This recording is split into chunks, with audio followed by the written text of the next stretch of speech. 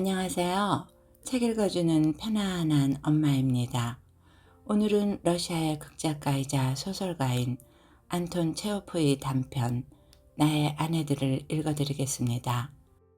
의학을 전공했던 안톤 체호프는 의학은 나의 아내요, 문학은 나의 애인이다 라는 말도 남겼죠. 작가 특유의 인간적이고 자연스러운 작품들은 여전히 많은 이들의 사랑을 받고 있습니다. 오늘의 낭독이 여러분 모두에게 유쾌한 시간이 될 수 있기를 소망하며 구독과 좋아요, 알람 설정을 해주시면 감사하겠습니다. 지은이 안톤 체호프 나의 아내들. 라울 시냐 보로다가 편집국에 보내는 편지.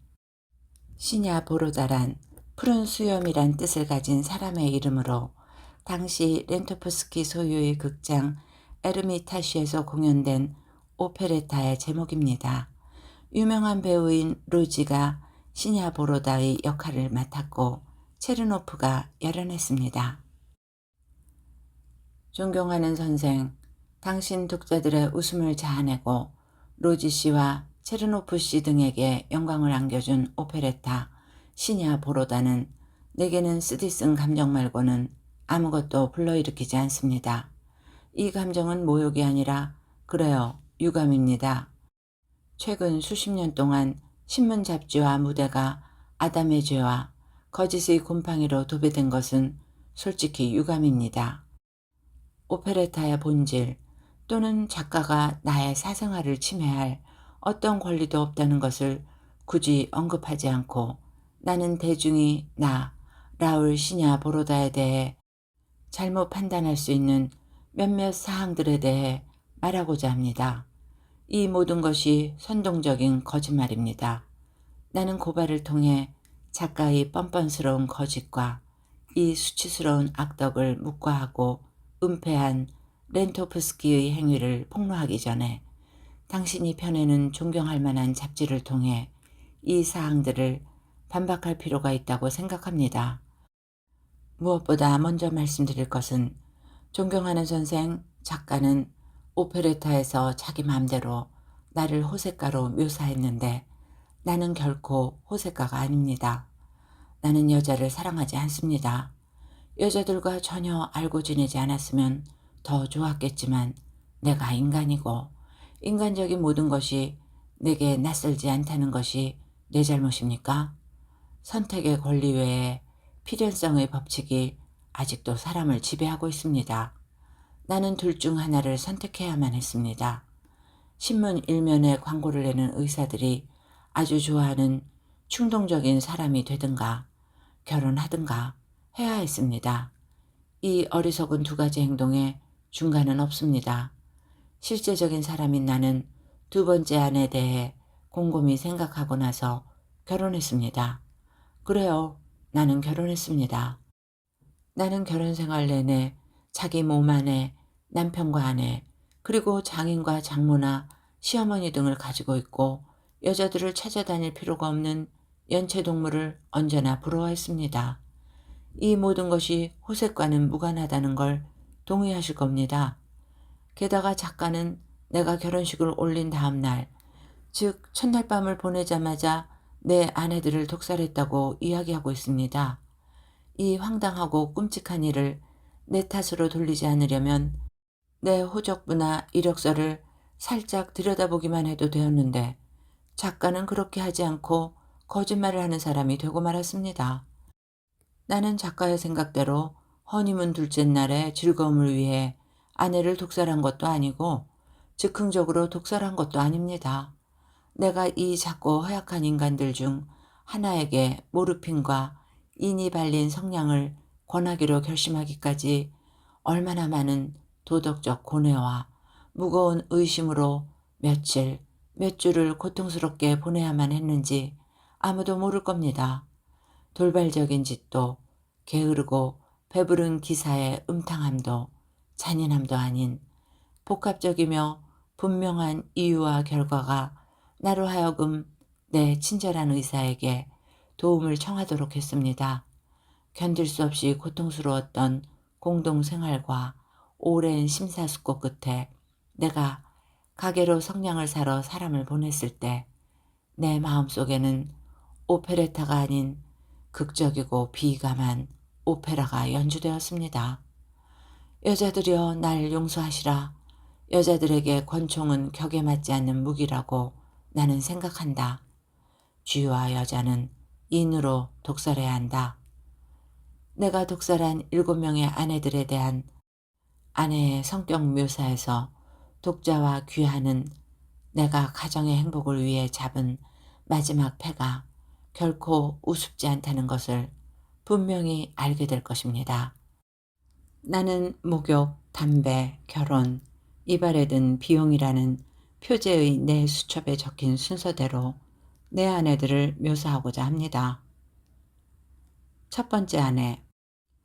첫 번째 아내는 까맣고 긴 곱슬머리에 망아지처럼 눈이 크고 작은 몸집의 여자였다. 늘씬하고 용수철처럼 탄력있고 아름다웠다. 나는 그녀의 두 눈에 가득한 겸손과 온순, 그리고 계속 침묵할 줄 아는 능력에 감동했다. 이것은 희귀한 재능인데 나는 그 어떤 예술적 재능보다도 이 재능을 더 높이 친다. 지혜롭지 못하고 시야가 좁았지만 진실과 성실성이 충만한 여자였다. 그녀는 푸시킨과 푸가초프, 유럽과 아메리카를 혼동했고 책을 잘 읽지 않아서 아무것도 몰랐다. 늘 모든 것에 놀라워했지만 살아있는 동안 의식적으로 거짓말을 한마디도 한 적이 없고 결코 거짓으로 행동한 적도 없었다. 그녀는 시간과 장소에 구애받지 않고 울어야 할 때 울었고 웃어야 할 때 웃었다. 그녀는 어리석고 어린 새끼양처럼 자연스러웠다. 고양이의 사랑의 힘은 속담에도 나올 정도지만 원한다면 내기를 해도 좋다. 어떤 암고양이도 이 자그마한 여자가 날 사랑한 만큼 숫고양이를 사랑할 수 없다. 아침부터 저녁까지 그녀는 끈질기게 내 뒤를 따라다녔다. 마치 내 이마에 악보가 쓰여 있고 그 악보에 따라 숨을 쉬고 움직이고 말하는 것처럼 한시도 눈을 떼지 않고 내 얼굴을 쳐다보았다. 그녀의 커다란 눈이 날 보지 않은 시간과 나날들은 인생이란 책에서 영영 없어지고 지워진 것처럼 보였다. 그녀는 말없이 감동하고 놀라워하면서 날 바라보았다. 내가 지독한 게으름뱅이처럼 코를 고는 밤에 만약 그녀가 잠을 자면 그녀는 내 꿈을 꾸었고 만약 잠에서 깨어났다면 구석에 서서 기도를 했다. 만약 내가 소설가였다면 캄캄한 밤에 아내들이 사랑하는 자기 남편들을 위해 하늘에 보내는 기도가 어떤 말과 표현으로 이루어졌는지 반드시 알아내려고 노력했을 것이다. 그들은 무엇을 원하고 간구하는 걸까? 나는 그들의 기도 속에 많은 논리가 들어있다고 생각한다.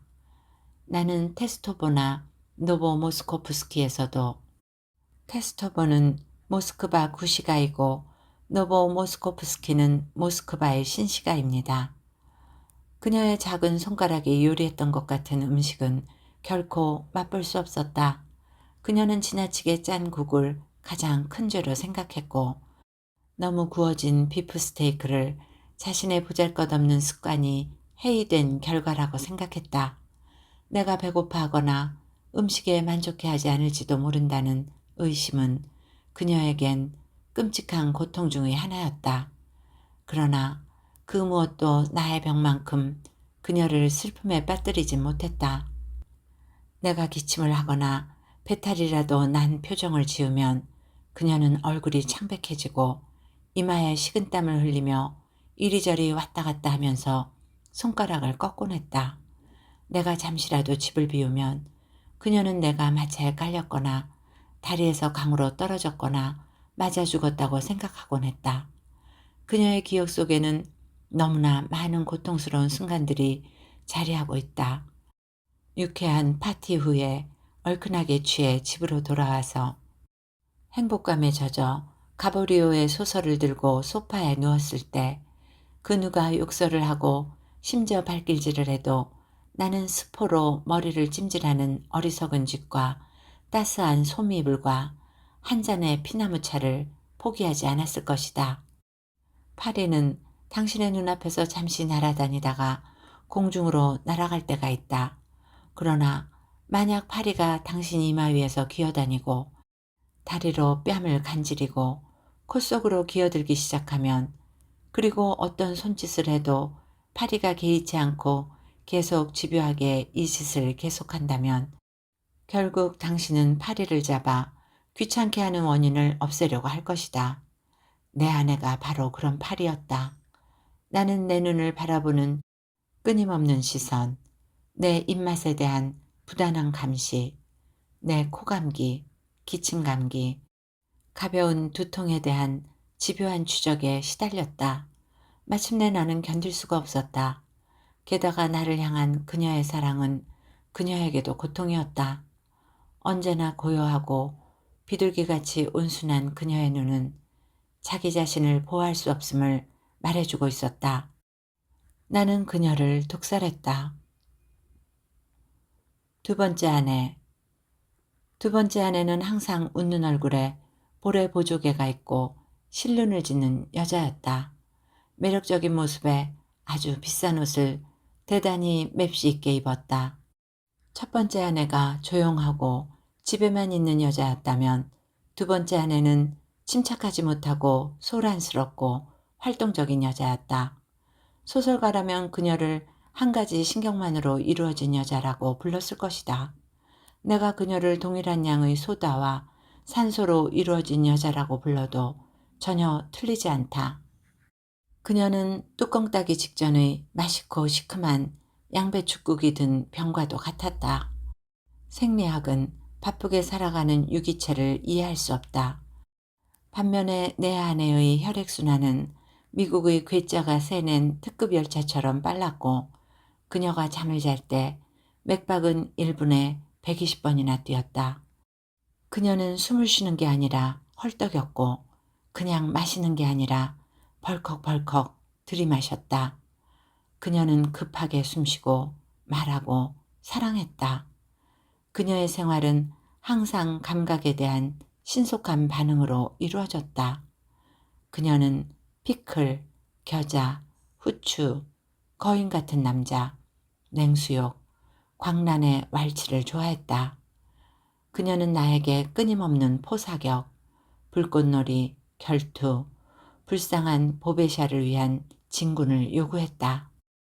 보베샤는 오페레타 시냐보로다에 등장하는 왕의 이름입니다. 실내복에 슬리퍼를 신고 2로 파이프를 물고 있는 나를 보더니 그녀는 정신줄을 놓고 곰 같은 라울에게 시집온 날짜와 시간을 저주했다.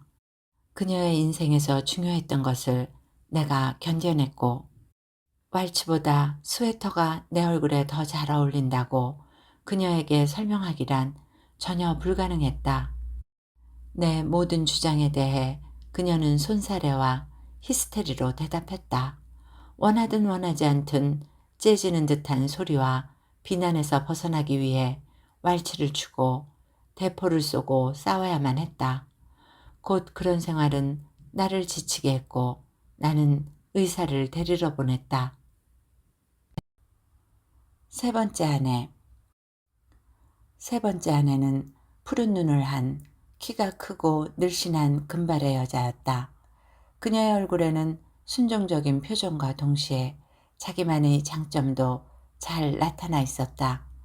그녀는 항상 공상적인 눈길로 하늘을 쳐다보았고 매분마다 괴로운 숨을 내쉬었다. 그녀는 규칙적으로 생활했고 자신만의 신을 가지고 있었으며 늘 원칙에 대해 말했다. 모든 일에서 그녀는 원칙을 철저히 지키려고 애썼다. 턱수염을 기르고 다니는 건 옳지 않아요. 그녀는 내게 말하곤 했다. 턱수염으로 가난한 사람을 위한 베개를 만들 수 있잖아. 맙소사, 왜 괴로워하는 거야? 도대체 이유가 뭐지? 그녀의 한숨소리에 귀 기울이면서 나는 자문하곤 했다. 내게 왜 시민적인 의무를 강요하는 거야?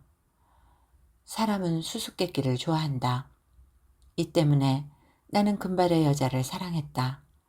그러나 곧 수수께끼는 풀렸다.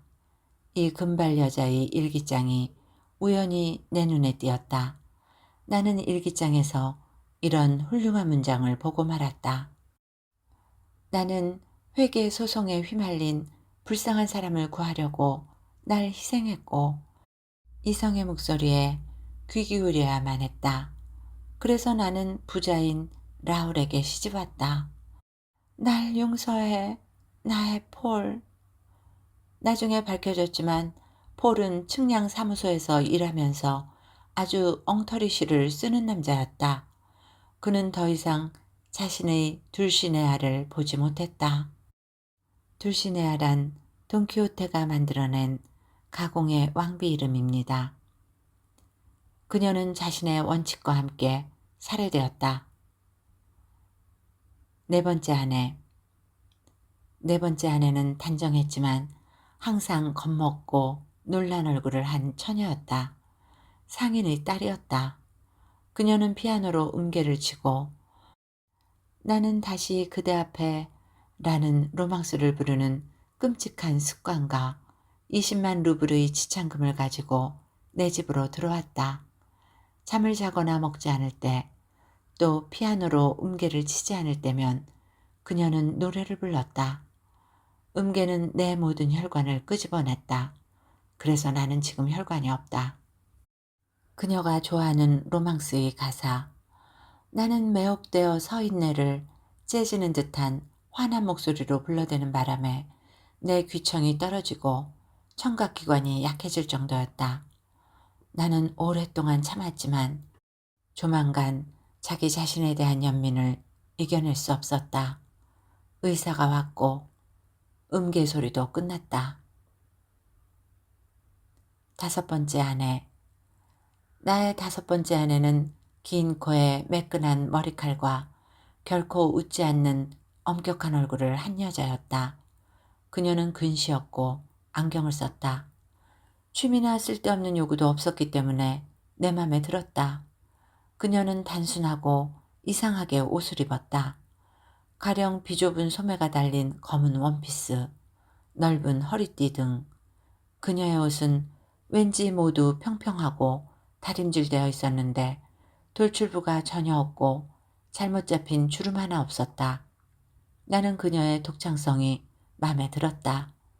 그녀는 바보가 아니었다. 그녀는 외국에서, 즉 독일 어딘가에서 공부했고 버클과 미를 읽었으며 한때 학문적 성공을 꿈꾸기도 했다. 그녀는 사변적인 것에 대해서만 말했다. 유심론자, 실증주의자, 유물론자 같은 단어들이 그녀의 입에서 쏟아져 나왔다. 처음 그녀와 얘기하면서 나는 눈을 깜빡이며 스스로 바보라고 느꼈다. 그녀는 내 얼굴을 보고 내가 멍청하다고 짐작하면서도 날 깔보지 않았고 반대로 내가 바보가 되지 않도록 순진하게 날 가르치기 시작했다. 똑똑한 사람들이 무식한 사람들에게 관대할 때 그들은 아주 멋져 보인다. 우리가 결혼식용 마차를 타고 교회에서 돌아오고 있을 때 그녀는 생각에 잠겨 마차의 창문을 바라보면서 중국의 결혼 풍습에 대해 이야기했다. 첫날 밤에 그녀는 내 두개골이 몽골인의 두개골을 떠올리게 한다는 것을 알아냈다. 곧 그녀는 두개골을 재는 법을 내게 가르쳐 주었고 학문으로서의 골상학이 전혀 쓸모가 없음을 증명했다. 나는 계속 귀를 기울였다. 그 후 나의 삶은 듣는 것으로 이루어졌다. 그녀는 말했고 나는 아무것도 이해하지 못한 것을 들킬까봐 눈을 껌뻑거렸다. 밤에 내가 잠들고 있지 않을 때 나는 천장이나 내 두개골을 빤히 바라보고 있는 두 눈을 보았다. 날 방해하지 마. 생각 중이니까. 내가 그녀에게 다정한 태도로 다가가려고 하면 그녀가 말했다. 결혼 후 일주일이 지나서 우리 같은 사람에게 똑똑한 여자는 엄청 고통이라는 확신이 내 머리에 틀어박혔다. 늘 시험 보는 것 같은 기분을 느끼고 눈앞에서 진지한 얼굴을 보고 멍청한 말을 할까봐 걱정하는 일은 정말 엄청난 고통이었다. 어느 날 나는 도둑처럼 그녀에게 몰래 다가가 그녀의 커피에 청산가리 조각을 집어넣었다. 인성량은 그런 여자에게는 어울리지 않는다. 6번째 아내. 나의 6번째 아내는 순진하고 때묻지 않은 성품으로 날 매혹시킨 처녀였다. 그녀는 귀엽고 꾸밈없는 아이였다. 결혼 후 한 달이 지나서 그녀는 유행, 상류사회의 유언비어와 습성, 그리고 파티 참석에 미친 경박한 여자로 밝혀졌다. 내 돈을 분별 없이 낭비하고 동시에 구멍가게 장부까지 꼼꼼히 살펴보는 못된 여자였다. 그녀는 여자용 유행품점에서 수백, 수천 루블을 썼지만 채소를 사는데 몇 코페이카를 더 썼다고 요리사를 심하게 야단쳤다. 그녀는 자주 히스테리를 부리고 하녀들의 뺨을 때리는 것을 최고 귀족다운 행동이라고 생각하였다. 내게 시집온 이유는 내가 유명했기 때문이고 결혼하기 이틀 전에도 바람을 피웠다. 나는 창고의 쥐들을 독살하면서 겸사겸사 그녀도 독살했다. 7번째 아내. 7번째 아내는 실수로 죽었다. 그녀는 장모를 죽이려고 내가 준비해둔 독을 우연히 마셨다. 나는 암모니아수로 장모들을 독살하고 있다. 이런 사고가 일어나지 않았다면 그녀는 지금까지 살아있을 것이다. 내 이야기를 모두 끝냈습니다. 여기에 묘사한 모든 것들은 오페레타의 작가와 아마도 무식해서 공경에 빠진 렌토프스키 씨의 불성실을 독자들에게 알리는 데 충분하리라고 생각합니다. 어쨌든 나는 렌토프스키 씨의 서면 해명을 기다리겠습니다. 이만 줄입니다. 라울 시냐보로다. A. 체온태가 확인했음. 체온태는 체오프의 여러 필명 가운데 하나입니다. 이야기는 여기까지입니다. 체오프의 고백에 따르면 그가 여자를 이성으로 의식하고 연애에 관심을 갖기 시작한 것은 13살 때입니다.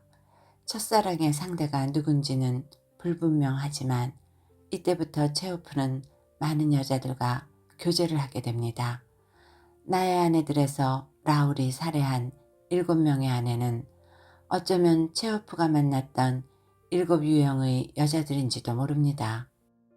대체로 자제력이 강하고 윤리적이었던 체오프에게도 에로스 시대라고 할 수 있는 시기가 있었던 거죠.